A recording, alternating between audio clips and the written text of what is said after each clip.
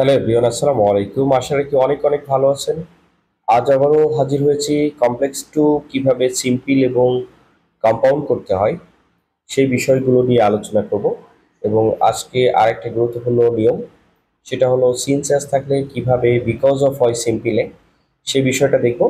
এবং কম্পাউন্ড সেন্টেন্সে কিভাবে সিন চেঞ্জ থাকলে তৃতীয় নাম্বার যে রুলস সেটা আমরা দেখে নিব, যে কম্পাউন্ডে কিভাবে আমরা সিন চেঞ্জ থাকলে কিভাবে এটা কম্পাউন্ড করব।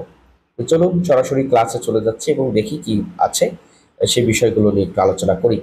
সিনচাস থাকলে কখন বিকজ অফ হয় সিম্পলে সেটা দেখে নিই চলুন। এবং পরবর্তীতে আমরা কম্পাউন্ডটা দেখব।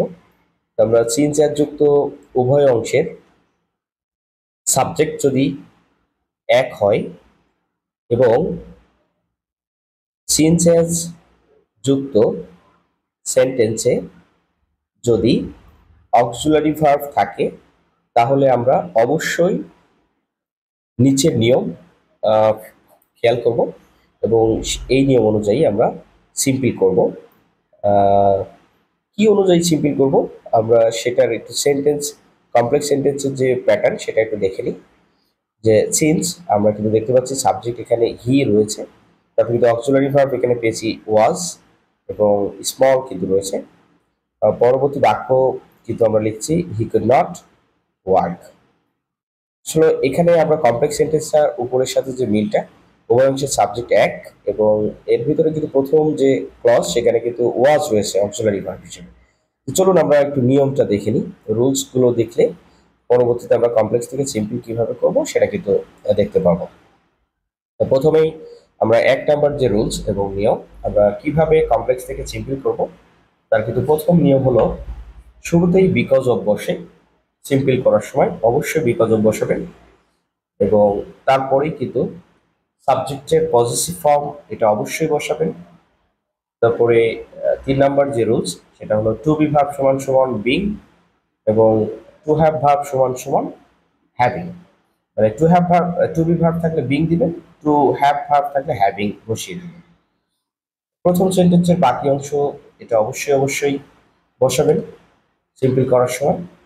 এবং যেখানে অবশ্যই কমা থাকবে সেই কমা যেখানে থাকবে সিম্পলি সেখানেই বসে যাবে, কোনো এখানে পরিবর্তন হবে না। এবং দ্বিতীয় সেন্টেন্সটা অবশ্যই অবশ্যই লিখে নেবেন, তাহলেই আমাদের সিম্পল হয়ে যাবে। চলুন আমরা সরাসরি এখন উদাহরণ দেখি এবং এক্সাম্পল দেখলে আমরা ক্লিয়ার হয়ে যাবে। যেমন প্রথম বাক্যে কমপ্লেক্স আমরা দেখতে পাচ্ছি since he was small he could not work. এখন কিন্তু আমরা অবশ্যই এটারে যদি সিম্পল করি তাহলে আমরা কিন্তু দেখেন শুরুতেই কিন্তু বিকজ অফ রুলসগুলো দেখেন এবং মিলান। বিকজ অফ বসিয়েছি এবং হির পজিটিভ ফর্ম কিন্তু হিজ বসিয়েছি এবং টু বি ভার্ব ছিল ওয়াজ, যার জন্য কিন্তু আমরা অবশ্যই অবশ্যই বিং ইউজ করেছি এবং তারপরে স্মল বাকি অংশ লিখেছি, কমা বসিয়েছি, দ্বিতীয় সেন্টেন্স লিখে দিয়েছি। তো চলুন এবার আমরা একটু কম্পাউন্ড কিভাবে করা যায় সেটা একটু দেখেন। কম্পাউন্ড সেন্টেন্স করার সময় একই বাক্য এই কমপ্লেক্স থেকে যখন আপনি কম্পাউন্ড করতে যাবেন তখন অবশ্যই মাথায় রাখবেন যে সিন্স অ্যাজ এটা কিন্তু উঠে যাবে, এটা কিন্তু কম্পাউন্ড সেন্টেন্সে বসে না, এটা উঠিয়ে দিবেন এবং কমার যে জায়গাটা, কমার যেখানে আছে ওই জায়গাটা অ্যান্ড বসিয়ে দিবেন এবং দ্বিতীয় বাক্যটা অবশ্যই বসিয়ে দিবেন। দিলে আমাদের সেটা কমপ্লেক্স থেকে কম্পাউন্ড হয়ে যাবে।